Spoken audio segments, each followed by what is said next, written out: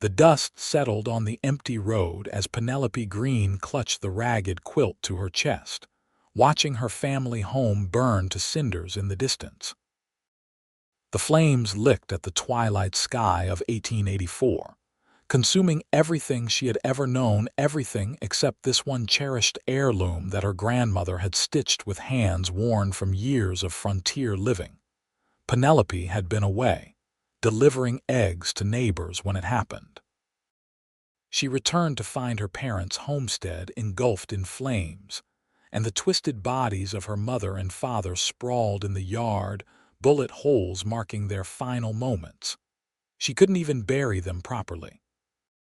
Whoever had done this, likely the same men who'd been threatening her father over water rights, had taken everything of value and put the house to torch.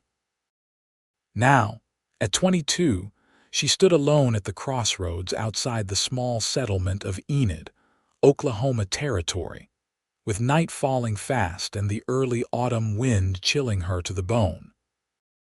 The quilt, a patchwork of faded blues and purples with intricate stitching depicting prairie life, was all she had left. "No sense in standing here and freezing," she muttered to herself, adjusting her worn leather boots and pulling the quilt tighter around her shoulders. Her honey-brown hair, usually neatly pinned, hung in loose waves down her back where it had come undone in her panicked flight from the homestead. Penelope began walking toward town, her mind racing with what she would do next. The sheriff in Enid was in the pocket of the cattle barons. No justice would come from that quarter. She had no family left to speak of, no money, and nowhere to go. As she trudged along the dusty road, a horse's whinny pierced the gathering darkness. Penelope tensed, ready to bolt into the scrub brush if necessary. A lone rider appeared around the bend, his silhouette backlit by the last rays of the setting sun. "Evening, miss," called a deep voice as the horse slowed to a walk beside her. "Might be dangerous for a lady to be walking alone this time of day." Penelope squinted up at the rider. He was a tall man with broad shoulders, his face partially hidden beneath the wide brim of his hat. A thick mustache framed his mouth, and even in the dimming light, she could see the concern in his eyes. "I haven't much choice in the matter," she replied, her voice steadier than she felt. "My home is gone." The stranger dismounted in one fluid motion, standing a respectful distance away. "Name's Gabriel Nash," he said, removing his hat to reveal sandy brown hair. "I was heading to town myself. Would you care for a ride, miss?" "Greene, Penelope Greene." She hesitated, sizing him up. His clothes were worn but clean canvas pants, a faded red flannel shirt under a leather vest, and sturdy boots. No fancy pistols or flashy spurs marked him as one of the hired guns who sometimes terrorized homesteaders. "I don't mean to presume," Gabriel continued when she didn't immediately respond, "but there's a storm brewing and town's still 5 miles off." He gestured at the dark clouds gathering on the horizon. Thunder rumbled in the distance as if on cue. Penelope knew she had little choice. "Thank you, Mr. Nash," she said finally. "I would appreciate that kindness." Gabriel helped her onto his horse, a sturdy chestnut gelding, before mounting behind her. He was careful to maintain a proper distance, but Penelope was still acutely aware of his presence, the solid warmth of him at her back, the smell of leather and pine that clung to his clothes. "What happened back there?" he asked quietly as the horse began to trot toward Enid. Penelope closed her eyes briefly, the pain still too raw. "Someone murdered my parents today, burned our farm." Gabriel's sharp intake of breath was audible even over the horse's hooves. "I'm sorry," he said, and the genuine sorrow in his voice surprised her. "Do you know who did it?" "The Blackwater Ranch men, I'd wager. They've been trying to drive out all the small homesteaders in this valley. My father refused to sell." Gabriel was silent for a moment. "The sheriff is in their pocket," she finished bitterly. More thunder rolled across the plains, closer now, and the wind picked up, carrying the first drops of rain. Gabriel urged the horse to a faster pace. "We won't make town before this storm hits," he said. "There's an old line cabin about half a mile ahead. We can shelter there." Penelope nodded, clutching her quilt tighter as the rain began to fall in earnest. By the time they reached the small wooden structure, they were both soaked through. The cabin was little more than a one-room shelter used by cowboys watching over herds, but it had a roof, a fireplace, and 4 walls luxuries that suddenly seemed precious to Penelope. Gabriel quickly built a fire while Penelope stood shivering in the doorway. The quilt, though damp, was still the only barrier between her and complete destitution. "You should get out of those wet clothes," Gabriel said, then immediately flushed. "I meant I'll step outside while you and get even more soaked," Penelope interrupted with a small, sad smile. "I'll turn my back. You do the same." They reached a silent agreement, each facing opposite walls of the cabin as they removed their wet outer garments. Penelope hung her dress near the fire, staying in her slightly damp chemise and petticoat, while Gabriel removed his shirt and vest, keeping on his pants. "I've got coffee in my saddlebag," Gabriel offered, still facing away. "And some jerky. It's not much, but it's something." "That would be very kind," Penelope said, wrapping her quilt around herself again. "You can turn around now." Gabriel busied himself preparing the coffee, giving Penelope a chance to study him properly. In the firelight, she could see that he was younger than she'd first thought, perhaps 28 or so. His face was handsome, with a strong jaw and clear blue eyes that reflected both gentleness and determination. A scar ran along his left forearm, and his hands bore the calluses of hard work. "So what brings you to these parts, Mr. Nash?" Penelope asked as he handed her a tin cup of coffee. "Just passing through," he replied, settling on the other side of the fire. "I was a ranch hand over in Kansas until last month, heading to Arizona Territory now. Heard there's work there." "A cowboy, then?" "More or less," he agreed with a slight smile. "Though I've been many things. Soldier for a spell during the troubles back east, farmhand, even tried my luck mining in Colorado. A man of varied experiences. And few possessions," he added with a self-deprecating laugh. "Easier to move on that way." Penelope stared into the fire. "I understand that now." The storm raged outside, rain pelting the cabin's roof and wind howling through the cracks in the walls. Gabriel's horse nickered nervously from the lean-to shelter attached to the side of the cabin. "That quilt," Gabriel said after a comfortable silence. "It's beautiful work." Penelope ran her fingers over the familiar patterns. "My grandmother made it. She started it the day she left Tennessee for the frontier and worked on it for years. It tells the story of her journey west. See this square? It's the wagon they traveled in. And here's the first homestead they built." Gabriel leaned closer, genuinely interested. "And this one? That's my mother as a little girl picking wildflowers," Penelope's voice caught. "It's all I have left of them now." Without thinking, Gabriel reached out and gently covered her hand with his own. "I'm truly sorry, Miss Greene." The simple human contact, the first kindness she'd experienced on this terrible day, broke something in Penelope. Tears welled in her eyes and spilled down her cheeks. Gabriel moved beside her and with great hesitation put an arm around her shoulders. "It's all right to grieve," he said softly. "God knows you've earned the right today." Penelope leaned against him, surrendering to the sobs that racked her body. Gabriel held her silently, offering the comfort of his presence without words. When her tears finally subsided, she pulled back embarrassed. "Forgive me," she said, wiping her face. "You're a stranger and here I am. Sometimes it's easier to break down in front of a stranger," Gabriel replied. "No history, no expectations. Penelope studied him. "You speak as if from experience." A shadow passed over his face. "I've known loss too, my wife and son, 5 years back. Influenza took them both in a week." "I'm sorry," Penelope whispered, seeing the pain that still lingered in his eyes.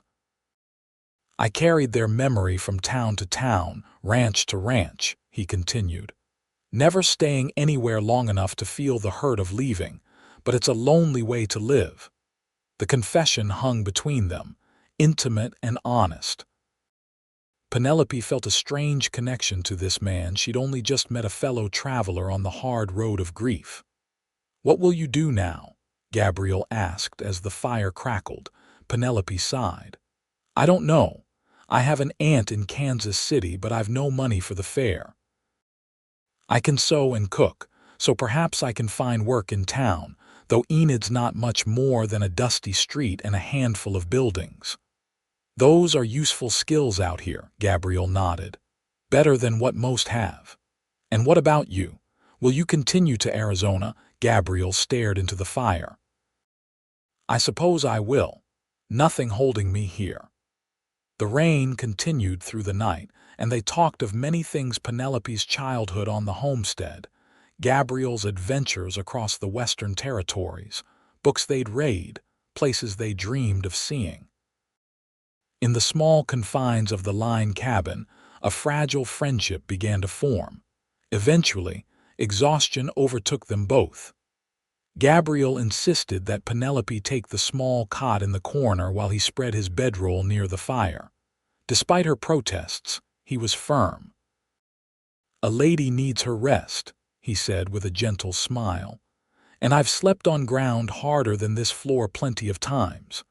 Penelope wrapped herself in her quilt and lay down on the cot, watching as Gabriel settled by the fire. "Thank you, Mr. Nash," she said softly. "Not just for the shelter, but for listening." "Gabriel," he corrected. "And you're welcome, Miss Greene." "Penelope," she replied, feeling oddly comforted by the simple exchange of first names. She fell asleep to the sound of rain on the roof, and the steady breathing of the kind stranger who had, for this night at least, kept the worst of the darkness at bay. Dawn broke clear and cold, the storm having passed sometime in the night. Penelope awoke to find Gabriel already up, tending to his horse and preparing more coffee. The events of the previous day came flooding back, bringing a fresh wave of grief, but the raw edge had softened somewhat. "Good morning," Gabriel greeted her. "Thought I'd let you sleep. You looked peaceful." Penelope smoothed her hair self-consciously. "Thank you, I haven't slept that soundly in. I can't remember when." "Exhaustion will do that," he said, handing her a cup of coffee. "We should reach Enid by mid-morning. I thought we might stop by the sheriff's office first." "I told you, he won't help." "Maybe not," Gabriel agreed, "but it's still proper to report what happened, and I'd like to hear what he has to say for himself." They set out after a small breakfast of the last of Gabriel's jerky. The morning was crisp, the autumn air carrying the scent of wet earth and distant wood smoke. Penelope rode behind Gabriel, her quilt now dry and carefully folded in her lap. Enid was indeed little more than a dusty main street lined with wooden buildings: a general store, a saloon, a small hotel, and the sheriff's office. A few houses clustered around the edge of town, and a church steeple rose in the distance. People stopped to stare as Gabriel and Penelope rode in, strangers always being objects of curiosity in such small communities. The sheriff, a portly man named Wilkins with a greasy mustache and bloodshot eyes, listened to Penelope's account with barely concealed indifference. When she finished, he scratched his chin and sighed. "Terrible business, Miss Greene, truly terrible, but without witnesses there's little I can do. Could have been bandits, Indians, anyone passing through. My father had received threats from Blackwater Ranch just last week," Penelope insisted. "They wanted our water rights and he refused to sell." Sheriff Wilkins shrugged. "Threats ain't murder, miss. I can't go accusing the most powerful ranch in the territory without proof." Gabriel, who had been leaning against the wall listening, straightened up. "And you don't intend to look for any proof, do you, Sheriff?" Wilkins' eyes narrowed. "Don't recall asking for your opinion, stranger." "Who might you be?" "Gabriel Nash. Just passing through and had the misfortune of finding Miss Greene in distress." "Well, Mr. Nash, why don't you keep on passing through? We handle our own problems in Enid." "Clearly," Gabriel replied dryly.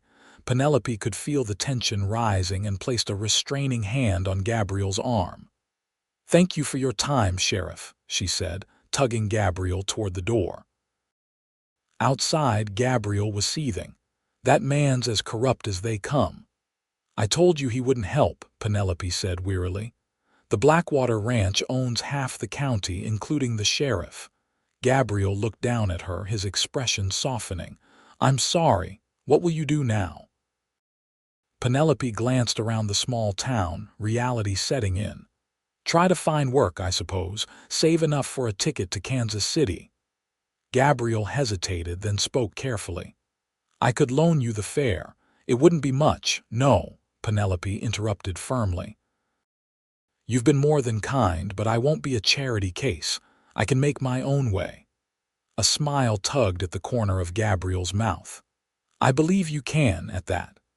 They inquired at the general store and learned that the owner, Mrs. Fletcher, was looking for help.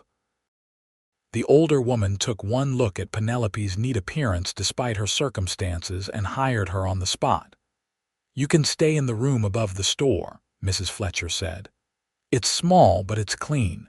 Pays $3 a week plus room and board." It wasn't much, but it was a start. Penelope thanked her profusely, relief evident in her voice. Gabriel helped Penelope settle into the tiny room.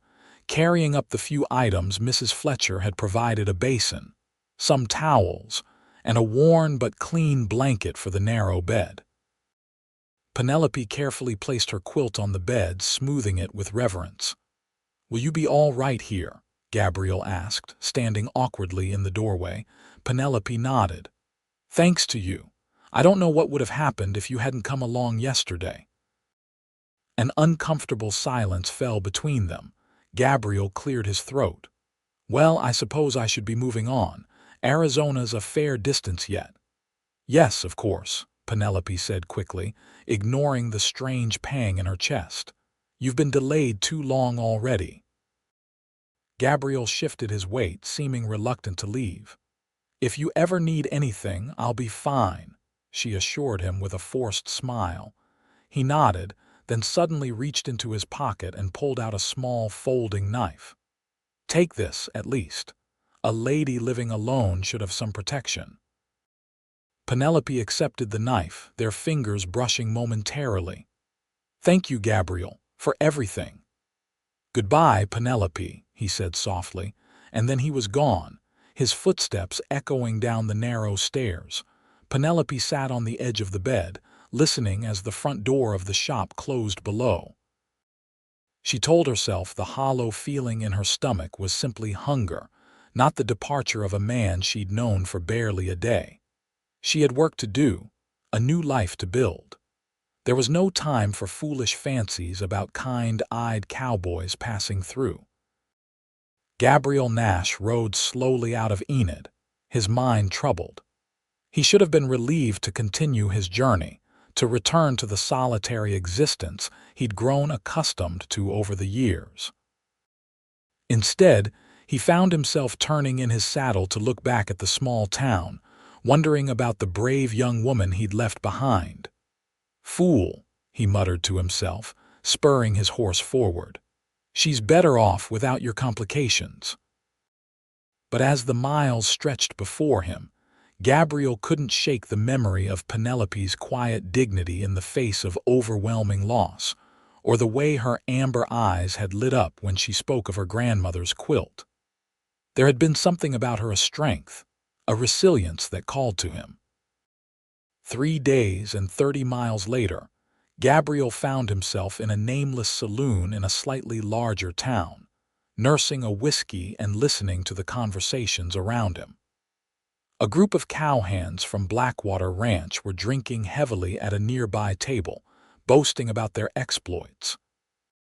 "Old Man Green sure changed his tune when Peters put that gun to his head," laughed one, a thick-necked brute with a scar across his cheek. "Signed them water rights over quick enough then." "Too bad the missus started screaming," added another. "Boss said no witnesses, though." "Shame about the girl not being home. Would have been a nice bonus." Gabriel's hand tightened around his glass. He had suspected as much, but hearing the confirmation and the casual way they spoke of murder and worse made his blood boil. He forced himself to remain seated, to continue listening as they detailed how they'd burned the homestead and ridden off with the signed deed to the water rights. When the men finally stumbled out, Gabriel followed at a distance. They mounted their horses and headed back toward Blackwater Ranch. Gabriel returned to the saloon, his mind racing. He had no official authority, no standing in these parts. But he couldn't let such injustice stand, not when Penelope had lost everything to these men. Gabriel spent the night planning, and by morning he had made his decision. He would return to Enid, but first he had business at Blackwater Ranch. Meanwhile, Penelope settled into her new life in Enid. Mrs. Fletcher was a fair employer, and the work at the general store keeping inventory, serving customers, and helping with the books was not unpleasant.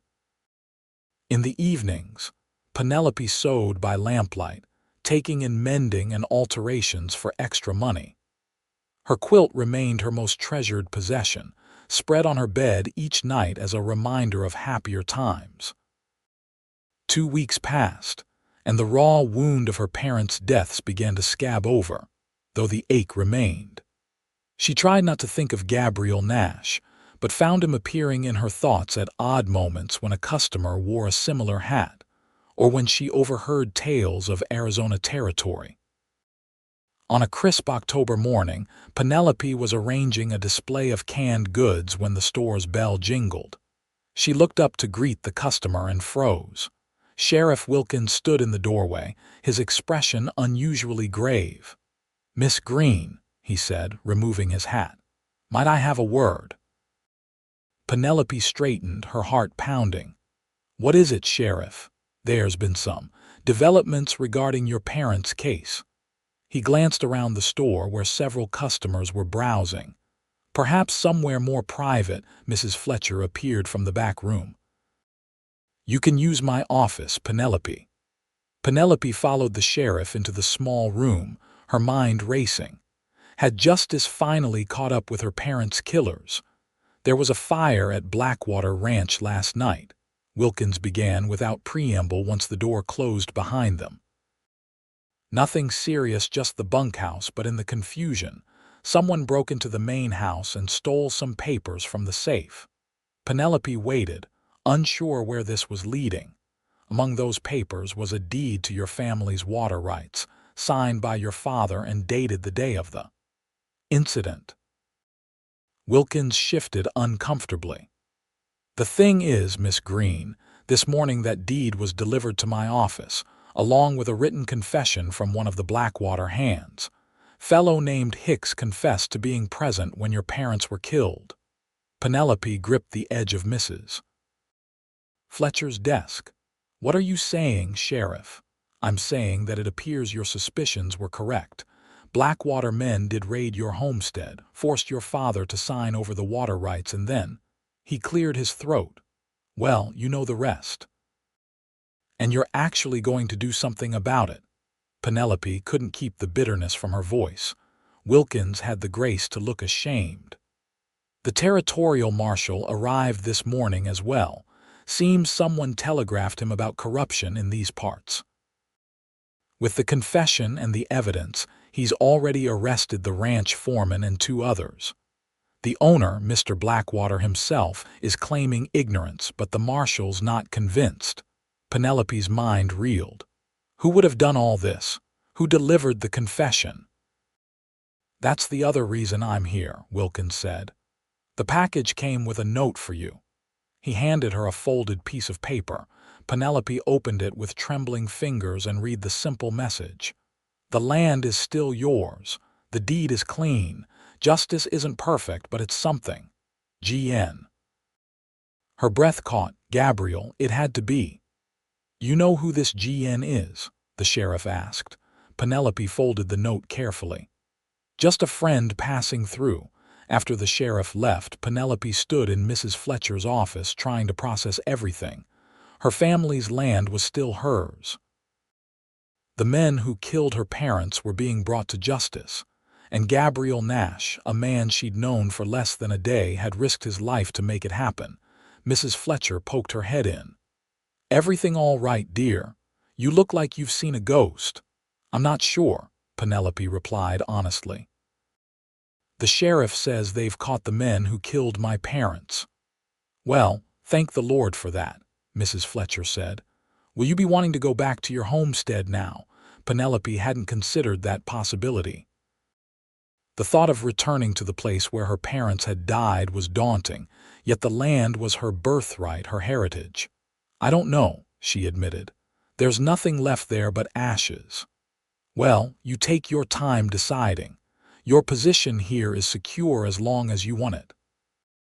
For the next few days, Penelope walked around in a daze, her thoughts alternating between her parents' homestead and Gabriel Nash. Had he really risked everything to bring her justice? And where was he now? Had he continued on to Arizona, or was he still somewhere nearby? The answer came unexpectedly on a Sunday afternoon, as Penelope returned from church. A familiar figure sat on the steps leading up to her room above the store, broad-shouldered, sandy-haired, with a well-worn hat in his hands. Gabriel, she breathed, stopping in her tracks. He stood quickly, nervousness evident in the way he gripped his hat. Miss Greene, Penelope, I hope I'm not intruding. How could you be intruding when you've done so much? She asked, approaching slowly. The sheriff told me what happened. It was you, wasn't it? You got the confession, recovered the deed. Gabriel looked down, almost embarrassed. I couldn't let them get away with it, not after hearing them brag about it in that saloon. You could have been killed. A small smile played at his lips. I was careful. Why did you come back? Penelope asked, the question that had been burning in her mind since she saw him sitting there. Gabriel met her gaze steadily. Because I couldn't stop thinking about you. Because I got 30 miles away and realized I was heading in the wrong direction. He took a deep breath. Because in all my wandering, I've never met anyone like you, Penelope Greene. Her heart fluttered wildly in her chest. You barely know me. I know enough, he said simply. I know you're strong and kind and proud. I know you cherish that quilt because it connects you to your past. And I know that when I rode away from here, it felt like I was leaving something important behind. Penelope didn't know what to say. She had thought of him too, more than she cared to admit, but this was so sudden, so unexpected. I'm not asking for anything, Gabriel continued when she remained silent. I just wanted to make sure you were all right, to tell you that your land is waiting whenever you're ready to return to it. I understand if you want to stay here, build a new life. What about Arizona? She asked. He shrugged. Arizona's been there for centuries. It'll wait a while longer. Penelope took a step closer. And what will you do now? I thought I might stay in these parts for a spell, Gabriel said carefully. There's work to be had, and there's someone I'd like to get to know better, if she's willing. The air between them seemed charged with possibility. Penelope thought of her lonely room, of the land that was now truly hers again, of the way Gabriel had held her that night in the line cabin when grief had overwhelmed her. I've been thinking of going back, she said softly, to the homestead, but I've been afraid to go alone. The memories. You don't have to go alone, Gabriel replied, his voice gentle. Something shifted in Penelope's heart, a door opening, a path clearing. It was too soon for declarations, for certainties, but perhaps not too soon for hope. "Would you come with me tomorrow?" she asked. "Just to see it, to decide what might be possible." Gabriel's smile warmed his entire face. "I would be honored, Miss Greene." The next morning, they rode out together on Gabriel's chestnut gelding. Penelope carried her quilt in a bundle before her, unwilling to leave her one treasure behind. The autumn day was perfect, clear blue skies, golden sunlight filtering through the few trees that dotted the rolling prairie. As they approached the remains of the Greene homestead, Penelope steeled herself for the sight of destruction. The charred skeleton of the house stood stark against the landscape, a painful reminder of all she had lost. Yet beyond it the land stretched out fertile, promising, alive with possibility. "It's still beautiful," she whispered as Gabriel helped her down from the horse.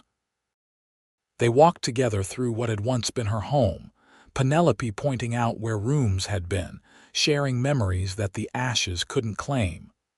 The well still stood, and the stone foundation remained solid beneath the burned timbers.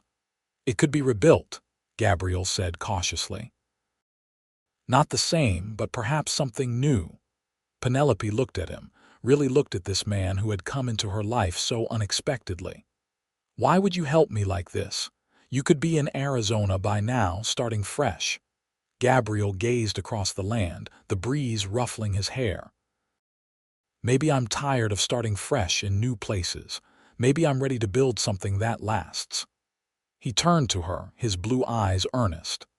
"I'm not presuming anything, Penelope. I'm just saying that I'd like to help you rebuild if you'll let me.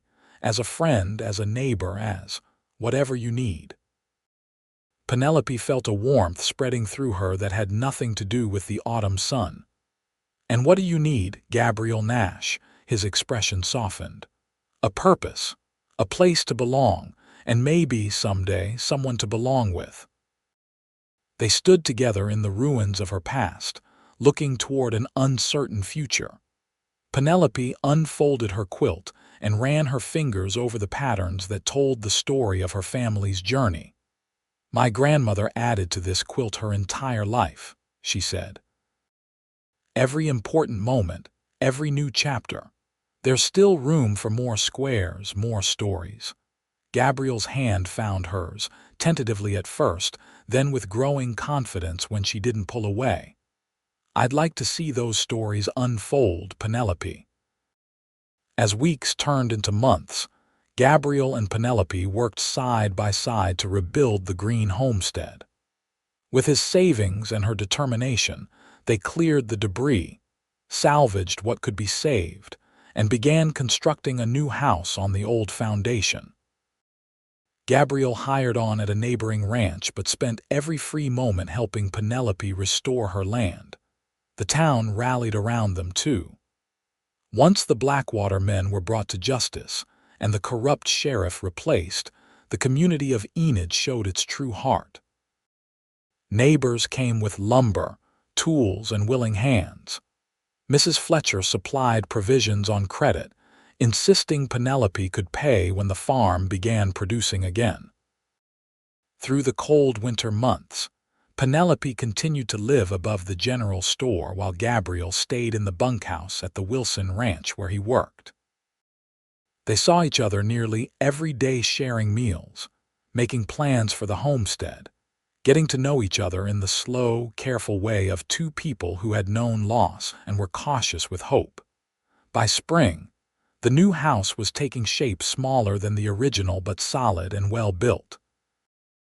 Gabriel revealed an unexpected talent for carpentry, crafting furniture from local wood that Penelope declared more beautiful than any store-bought pieces. "Where did you learn to do this?" she asked one evening as they sat on the porch steps, admiring the table he had just completed for the kitchen. Gabriel shrugged. "My father was a furniture maker back in Pennsylvania. I picked up a few things before I left home." "You've never mentioned your family before." He was quiet for a moment. "We didn't part on the best of terms. I was young, restless, Wanted to see the frontier instead of settling into the family business. My father called me a fool. Do you ever regret leaving? Penelope asked gently. Gabriel looked around at the half-finished house, the freshly plowed fields, and finally at Penelope herself. Not anymore. As April showered the prairie with wildflowers, the house was finally ready for Penelope to move in. The day she left her room above the store, Mrs. Fletcher hugged her tightly. "You've got a good man there," the older woman whispered. "Different from most cowboys passing through, he's got staying power." Penelope blushed. "We're just friends, Mrs. Fletcher. For now," the storekeeper replied with a knowing smile. "But I've seen the way he looks at you when you're not watching, and the way you look at him too." Gabriel arrived with his wagon to transport Penelope's few possessions to the homestead. Her quilt was carefully folded on top of the small pile. "Ready to go home?" he asked, helping her up onto the seat beside him. Home. The word resonated deeply with Penelope. She had thought her home was gone forever, but here it was, rebuilt and waiting, different but somehow right. "Yes," she said simply. "I'm ready." The first night in her new home, Penelope spread her grandmother's quilt over her bed and stood back to admire it. The familiar squares told the story of her family's past, but now she could envision new squares being added: the rebuilt house, the fresh start, and perhaps even the steady, kind man who had made it all possible. As spring blossomed into summer, the homestead came fully to life. Penelope planted a vegetable garden and started raising chickens again. Gabriel continued to work at the Wilson Ranch, but spent more and more time at the Greene place, helping with repairs and improvements, sharing meals, and sometimes simply sitting on the porch with Penelope as the sun set over the prairie. They fell into a comfortable rhythm, their friendship deepening with each passing day. Gabriel taught Penelope to shoot, insisting she needed to protect herself and the homestead. Penelope taught Gabriel her grandmother's recipes, laughing at his earnest attempts to knead bread dough with his large, calloused hands. On a warm June evening, they sat on the porch after a long day of work. Fireflies danced in the gathering darkness, and the scent of blooming prairie roses filled the air. "I've been thinking," Gabriel said, breaking a comfortable silence. "Wilson offered me a partnership in his ranch.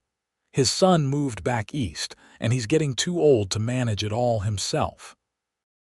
Penelope's heart skipped a beat. "That sounds like a wonderful opportunity." "It is. It would mean I'd be staying in these parts, permanently." Their eyes met in the fading light, and Penelope felt a surge of hope mixed with uncertainty.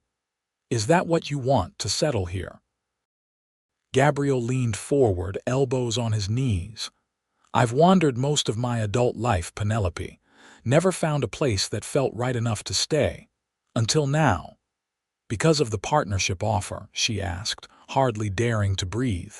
"Because of you," he said simply. The words hung between them, honest and vulnerable.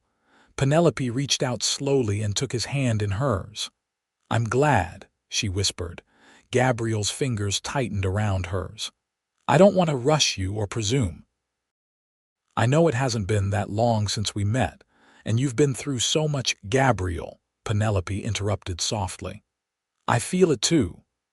His smile in that moment was like sunrise breaking across the plains. Carefully, giving her every chance to pull away, he leaned toward her. Penelope met him halfway, their lips coming together in a gentle, questioning kiss that quickly deepened into something more certain. When they finally parted, Gabriel rested his forehead against hers. "I've wanted to do that since the day I rode back into Enid and saw you walking home from church." Penelope laughed softly. "I've wanted you to do that since the night in the line cabin when you held me while I cried." "We've wasted a lot of time," he murmured, brushing a strand of hair from her face. "We have the rest of our lives to make up for it," she replied, then blushed at her own boldness. Gabriel's expression grew serious. "Is that what you want, Penelope? A life with me?" She looked into his clear blue eyes and saw home, saw future, saw possibility. "Yes," she said without hesitation. "That's exactly what I want." As summer progressed, their courtship blossomed like the wildflowers that dotted the prairie. Gabriel formally asked permission to call on Penelope, a gesture that made her laugh but touched her deeply. They attended church together on Sundays, shared picnics by the creek, and worked side by side to make both the Greene homestead and Wilson's ranch prosper. Word spread through Enid about the handsome cowboy who had helped bring justice for the Greene family, and the brave young woman who had rebuilt her life from ashes. Their story became something of a local legend, embellished with each telling in the general store and saloon.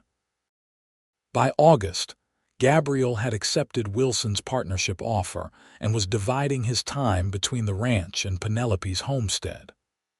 One evening, as they walked along the creek that marked the boundary of her property, he stopped beneath a cottonwood tree. "I've been saving for something," he said, suddenly nervous in a way Penelope had never seen before. "And I think it's time." From his pocket, he produced a small leather pouch. Opening it carefully, he tipped a delicate gold ring with a small pearl into his palm. "It's not fancy," he said, his voice rough with emotion.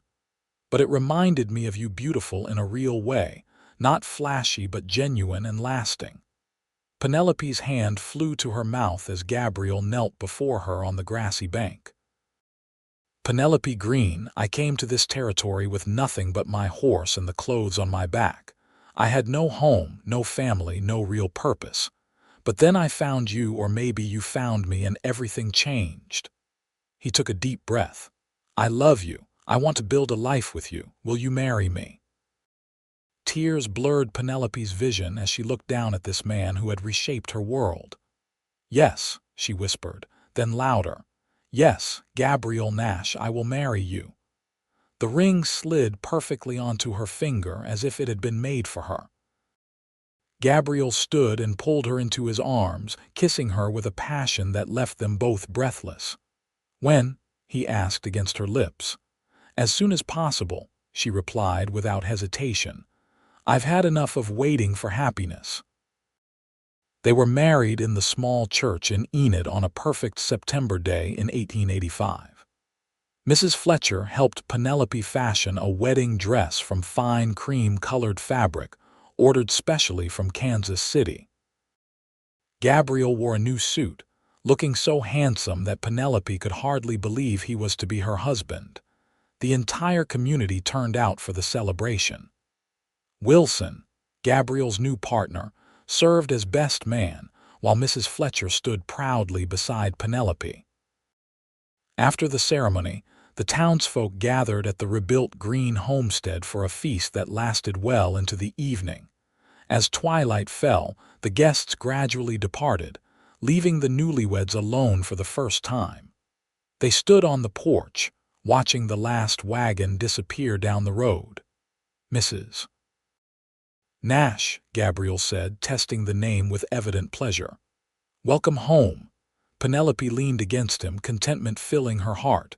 "It still doesn't seem real sometimes. A year ago I had lost everything, and now—" "And now," Gabriel prompted, wrapping his arm around her waist. "Now I have everything that truly matters." Gabriel led her inside to the bedroom where Penelope had carefully laid out her grandmother's quilt on the marriage bed.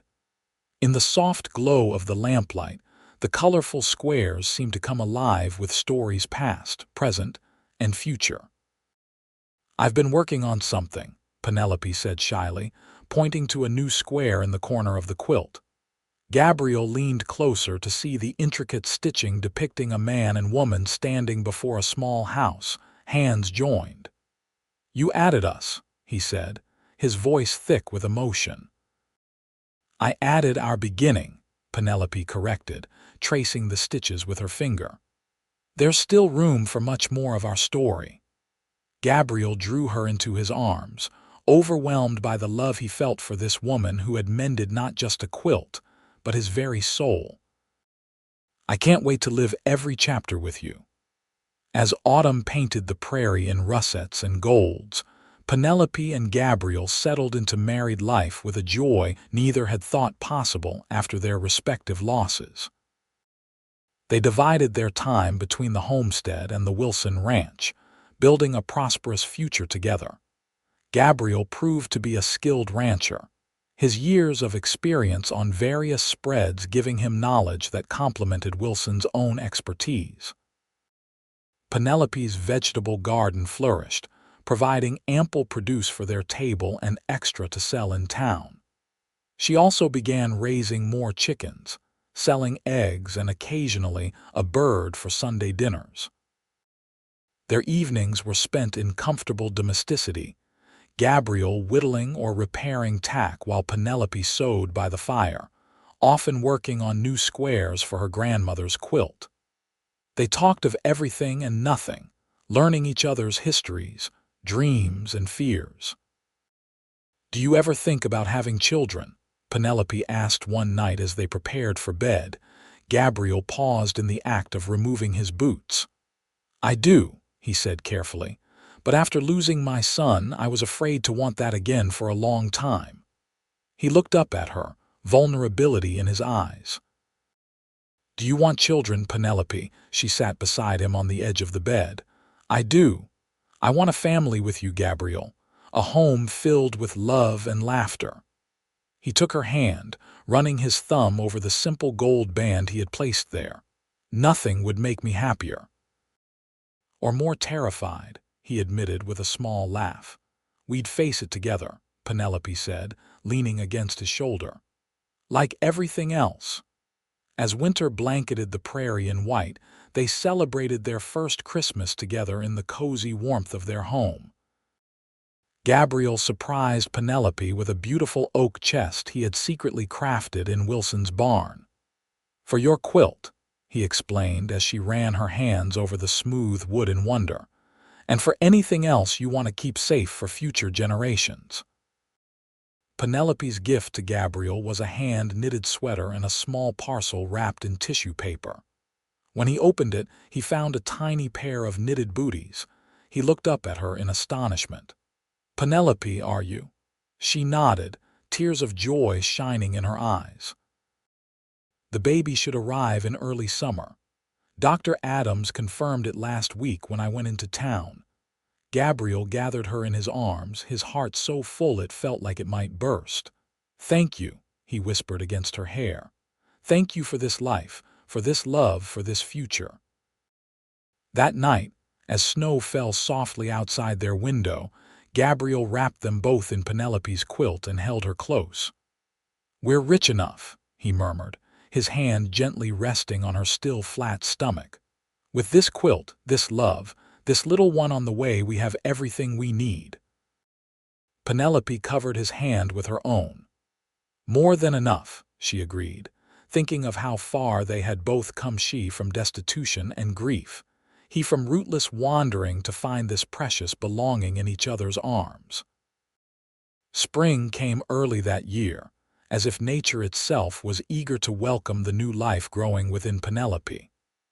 By April, her condition was evident to all, and the women of Enid surrounded her with advice, hand-me-down baby clothes, and offers of assistance when her time came.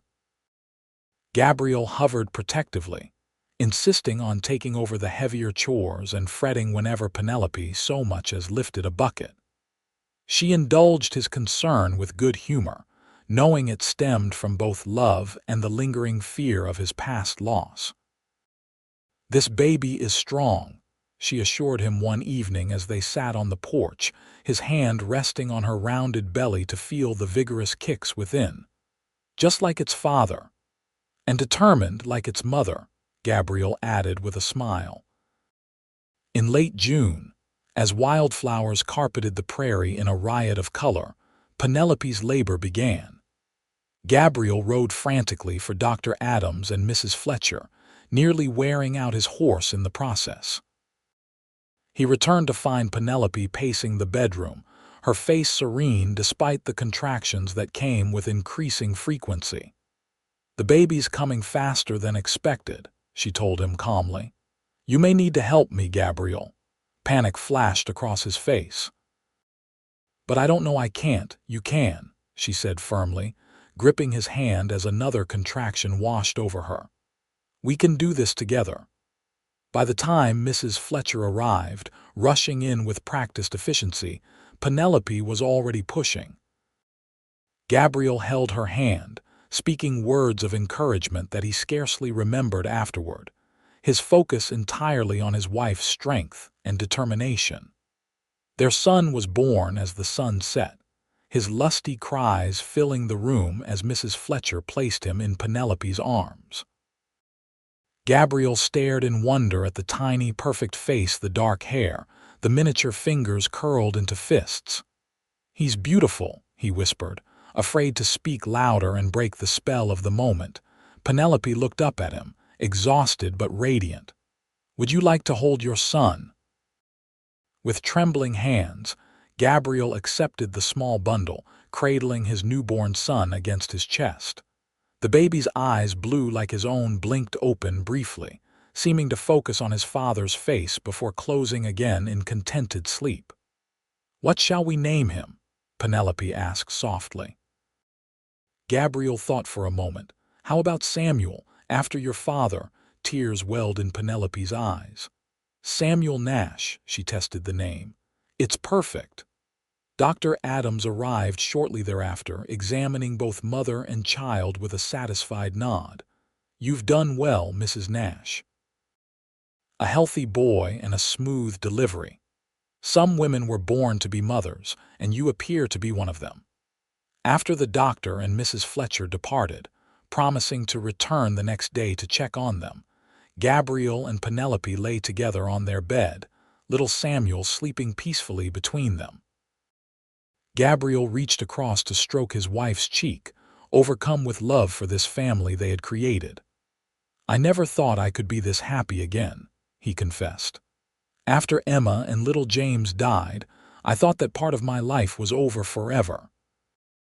"They'll always be part of you," Penelope said gently. "Part of what made you the man I love. And someday, when he's old enough to understand, we'll tell Samuel about the brother he never met."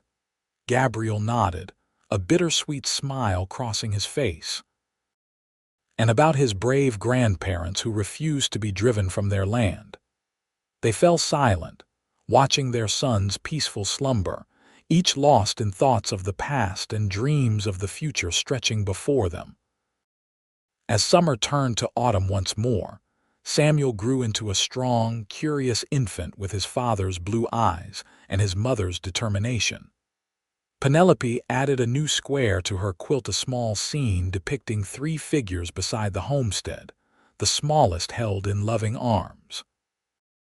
On the first anniversary of their wedding, Gabriel came home from the Wilson Ranch earlier than expected, a mysterious smile playing at his lips. "I have news," he announced as he swept Samuel up for a hug. The baby giggled, reaching for his father's mustache. "What kind of news?" Penelope asked, wiping her hands on her apron. She had been preserving the last of the summer vegetables for the winter months ahead. "Wilson's ready to retire completely. He's moving to St. Louis to live with his daughter." Gabriel set Samuel on a blanket on the floor with a wooden toy. "He's offering to sell me his share of the ranch. All of it, Penelope. The land, the cattle, everything." Penelope's eyes widened. "Can we afford such a purchase?" "That's the thing," Gabriel said excitedly. "The ranch has done well this year. With my savings and what we've put aside, plus a small loan from the bank in Enid, we can do it. We'd own one of the most successful spreads in the territory." "What about the homestead?" Penelope asked, looking around at the home they had rebuilt together. Gabriel sat beside her at the kitchen table, taking her hands in his. "We could keep it as part of our holdings, maybe use it as a second home, or eventually build something new that connects both properties." He searched her face. "What do you think? It's your decision too, Penelope." I won't do this if you don't want to." Penelope thought of how far they had come in just over a year from her standing alone with nothing but a quilt to her name, to this moment of possibility and prosperity. She thought of Samuel, growing up with room to roam and a legacy to inherit. And she thought of Gabriel, no longer a drifting cowboy but a man with roots and purpose. "I think," she said slowly, "that my grandmother would be proud to see her quilt covering the bed of a rancher's wife." Gabriel's face lit up. "Is that a yes?" Penelope laughed, the sound bright with happiness. "Yes, Mr. Nash. Let's build this future together." They sealed the agreement with a kiss while Samuel babbled cheerfully at their feet, too young to understand the significance of the moment but somehow sensing his parents' joy. The years that followed were full and rich. The Nash Ranch, as it came to be known, prospered under Gabriel's careful management. They kept the Greene homestead as a special retreat, spending weekends there and eventually expanding it to accommodate their growing family.